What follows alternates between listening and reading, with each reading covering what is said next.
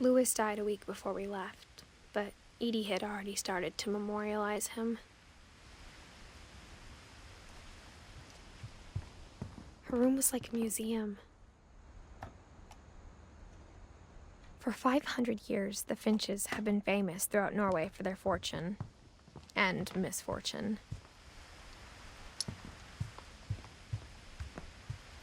Edie gave a big interview about a mole man living under the Finch house. My mom was furious.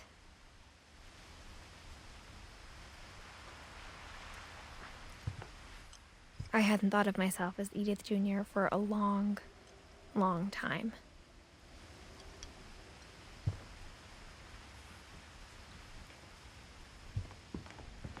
One summer, they evacuated the island, but Edie refused to go. For a few weeks, she was a celebrity.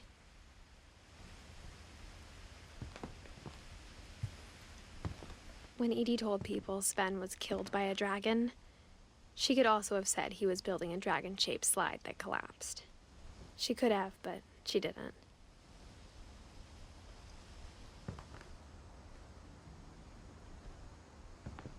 Even in her 90s, sometimes Edie seemed a lot younger than my mother. The only trace Grandpa Sam's first wife, Kay, left on the house was the pink bathroom.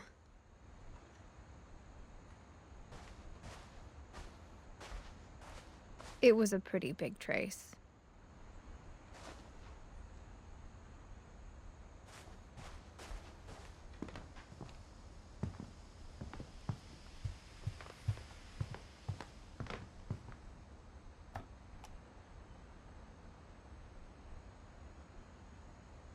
Odin Finch buries the latest victims of the family curse, his wife Ingeborg and their newborn son, Johan. On January 7th, 1937, he set sail with his family and his house, hoping to leave the curse behind.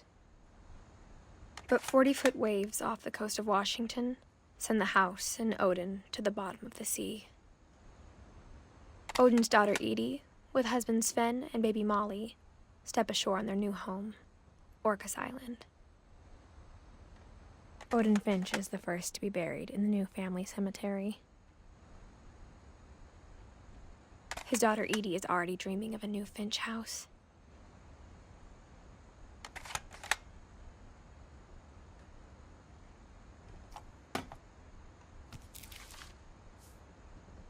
Whatever's wrong with this family, it goes back a long ways.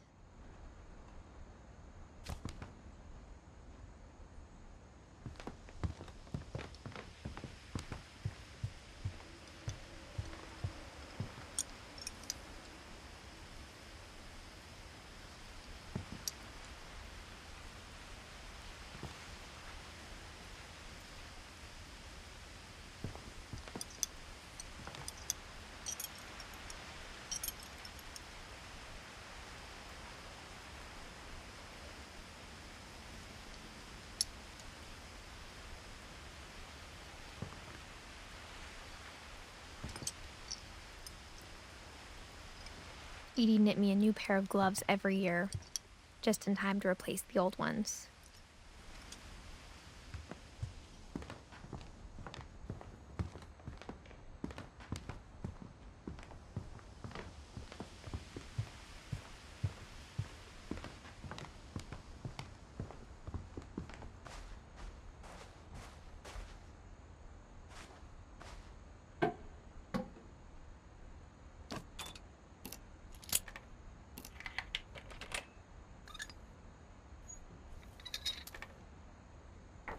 There's a secret in this bathroom. It's in the last place you would look. It isn't in the cupboard. It's hidden in this book.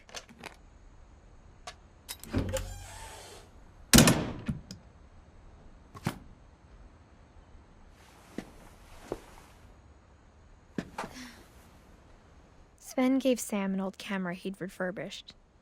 He never put it down.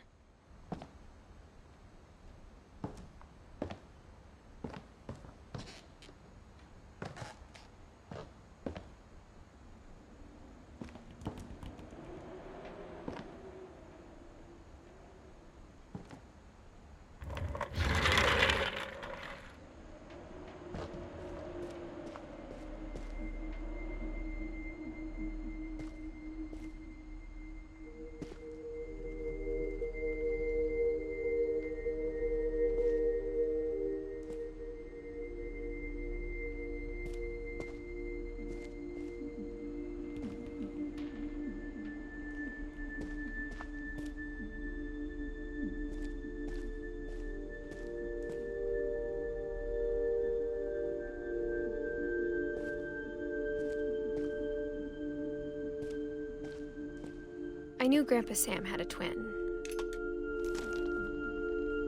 and that he never talked about him.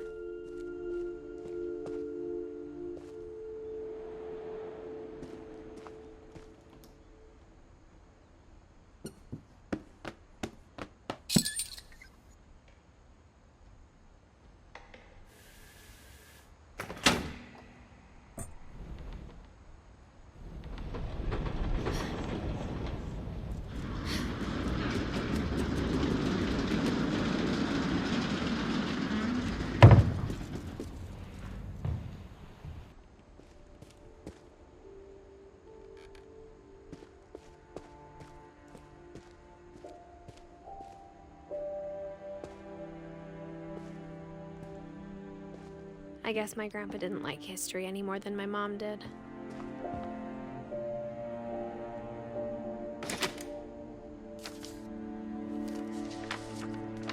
How I Want to Remember My Brother by Sam Finch. The thing I remember is that when he made up his mind, that was it.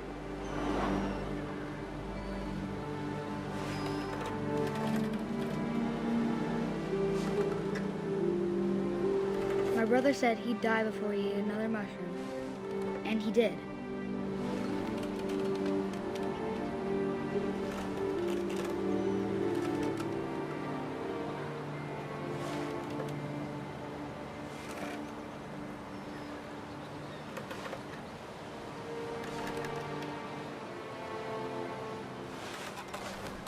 At Barbara's funeral, we swore we'd never be afraid again, and he wasn't.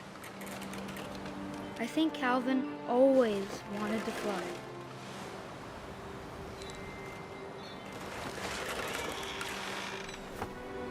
Sam! Calvin! Dinner's ready! Coming! But that day, he finally made up his mind to do it. I told him going around was impossible.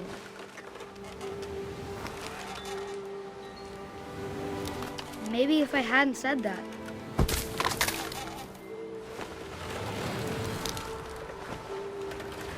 Calvin, I'm not gonna tell you again. Maybe if the wind hadn't picked up. Then maybe he'd still be here. But I doubt it. I think he'd already made up his mind. That's what I want to remember about my brother.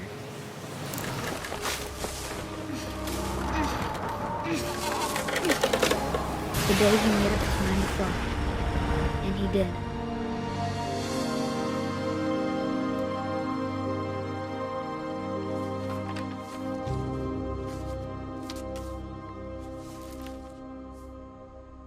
Calvin's story felt strangely familiar. When I was younger, I remember trying to do the exact same thing.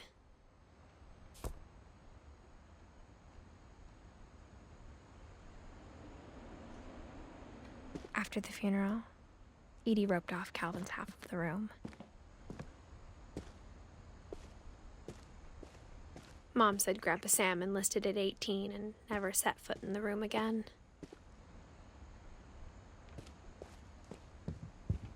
The passages were a pretty tight fit. They'd obviously been built for smaller hands and bellies.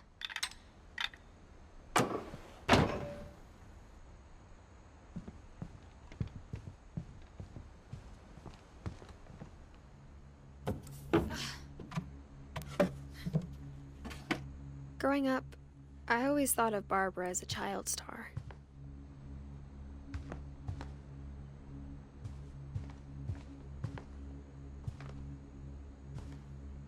I never thought about how hard it must have been for her afterwards.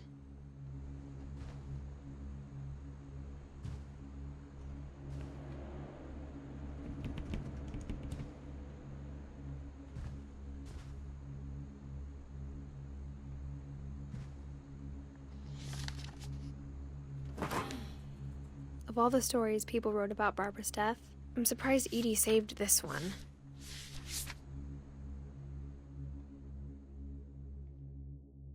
Old Jack here with another ghastly tale inspired by America's most unfortunate family. I'm calling it the surprise ending of Barbara Finch. As a child star, Barbara was famous for her scream. Now at 16, she was all washed up, a has-been. But in a lucky break, she'd been asked to perform her signature scream at a local convention for monster movie fans. It was just the boost her career needed. Unfortunately, her scream hadn't aged well. Getting better. I think you just need the right motivation. Her biggest fan and current boyfriend, Rick, was about to demonstrate when... Now that was a great scream. It was Barbara's father, Sven. He'd slipped into a table saw and had to be rushed to the emergency room. So Barbara got stuck babysitting her youngest brother, Walter. Her convention comeback was cancelled. Okay, I'm hearing frustration, but I'm not hearing terror. What if I tried... A gang of hoodlums in Halloween masks have been terrorizing Orcas Island tonight. Police are urging residents to... That came from the basement. You're right! Also, I loved your delivery on that. Why is your basement door locked? Because my dad likes making puzzles and secret passages. There's a key hidden in the music box. The secret is to keep winding and winding until finally the key pops out. Thanks, babe. I'll be back in a sec. 20 minutes later, Rick hadn't returned. So Barbara went to look for him, right on cue. She reached for the music box. And as she wound the key, she listened for Rick, but the house was silent.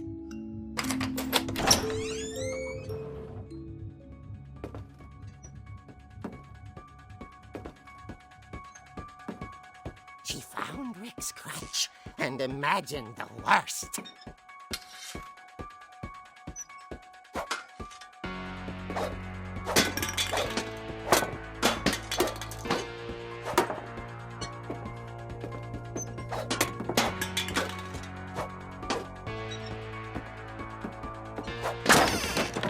Leader is the infamous Hookman killer, Dr. Carl Hamill, who impaled and then ate his family 10 years ago tonight. The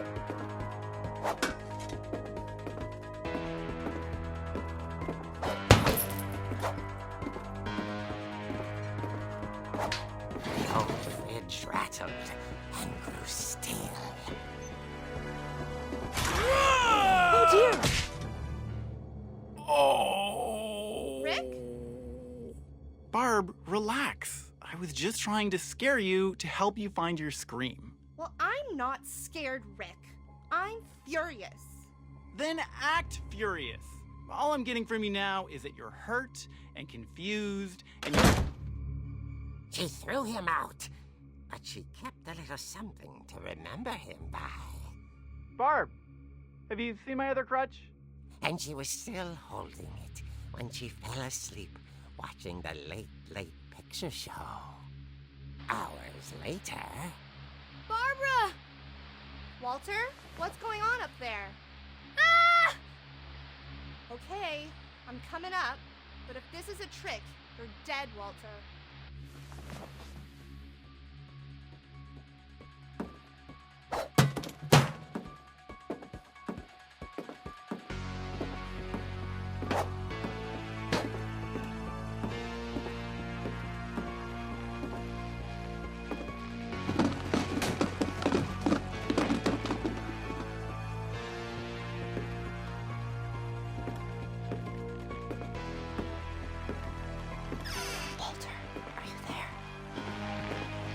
Walter had vanished, but his bedside radio was still on. Orcas Island police describe the man as 6 feet tall, with a steel hook for a hand. Residents are urged to lock all doors and windows and notify the police of any suspicious activity. Barbara turned, saw the hookman, and was speechless. He was quite smashing.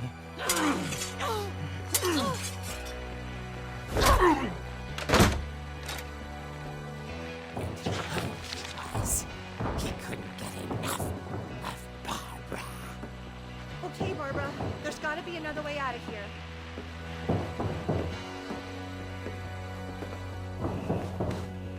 That night, she played her part beautifully.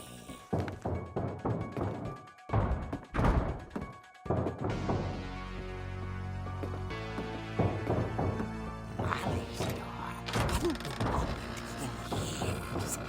The hinges groaned.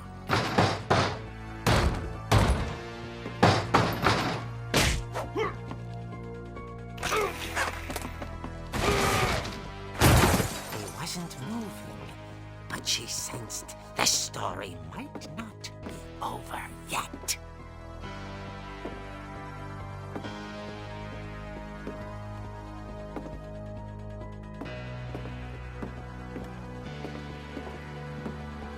The hookman had vanished. She listened for his breathing, but all she heard was...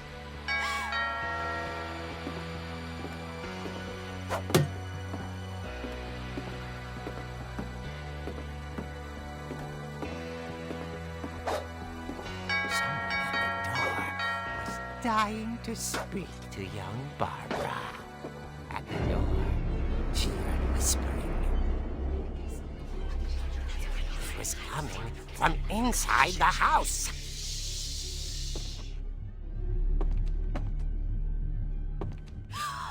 Oh dear. The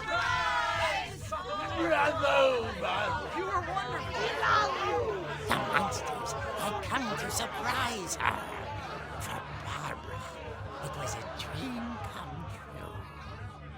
Then she saw what kind of monsters they were, and she realized what was about to happen.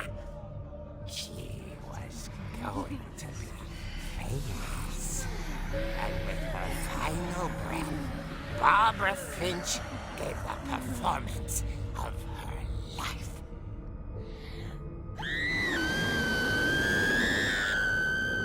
I wasn't there myself, but I hear Barbara was magnificent.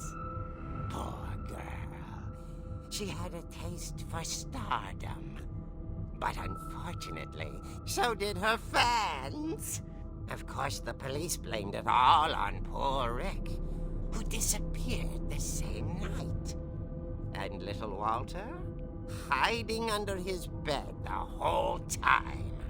He took it all pretty hard, but that's another story. As for Barbara, tucked inside the music box is all they ever found of her. Her ear. Now that's what I call a real eerie tale.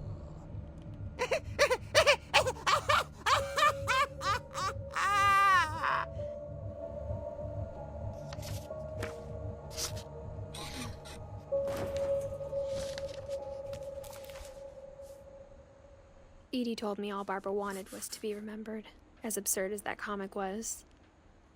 Maybe what Edie saw was a happy ending.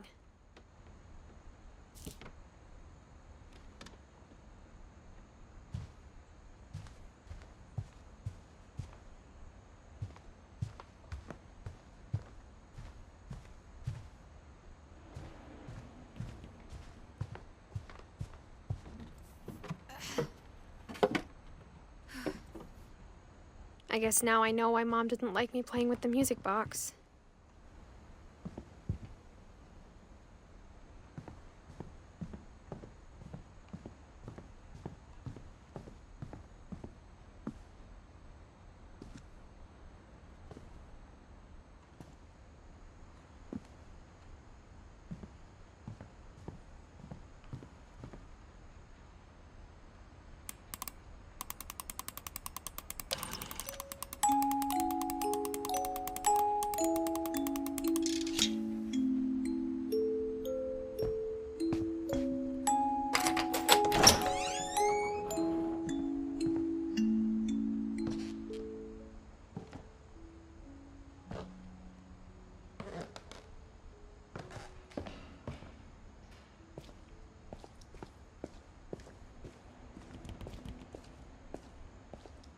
Mom said the basement was off limits, unless I wanted another tetanus shot. I saw Edie sneak down to the basement once, carrying packages. I thought maybe she was hiding presents. It turned out she was hiding a lot more than that.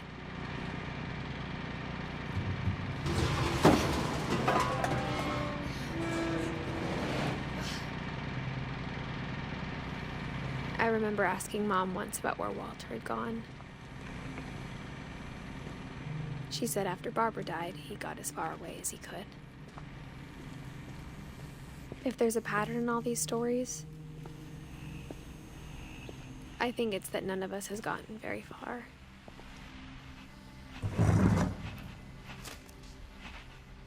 Goodbye, everyone. I can't believe I've been down here for 30 years. On that first day, after the shaking started, I didn't think I'd survive a week.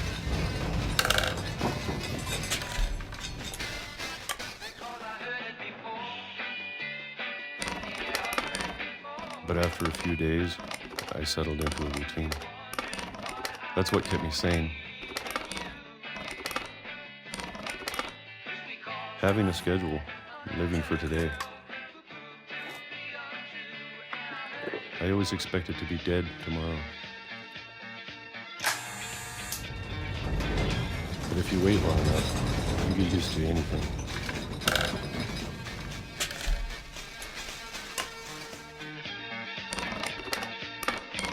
Even a monster on the other side of a door starts to feel normal. Almost friendly.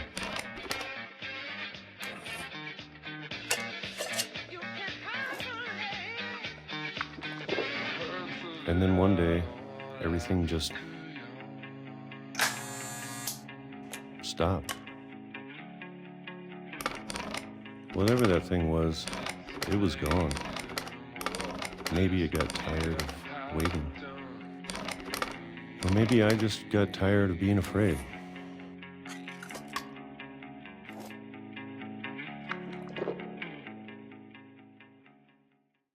It's been a week now. The longest in 30 years.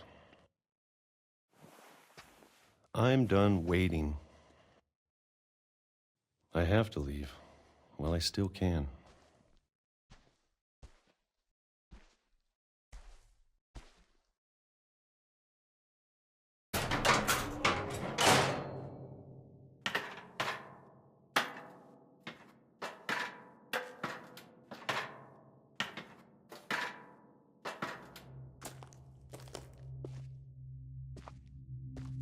I know it's out there, somewhere.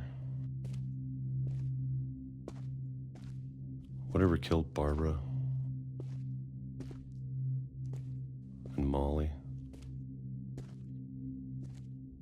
and Calvin.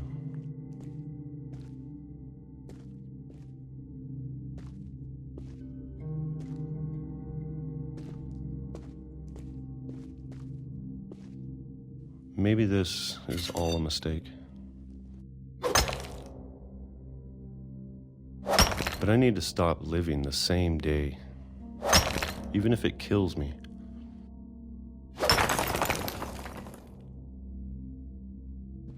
Whatever's out there, I want you to know I'm ready for it. I'm going to appreciate all of it, especially the food. I don't mind if I only have a year left, or a month, or a single week. I'd be happy with one more day. I can already imagine the sun on my face.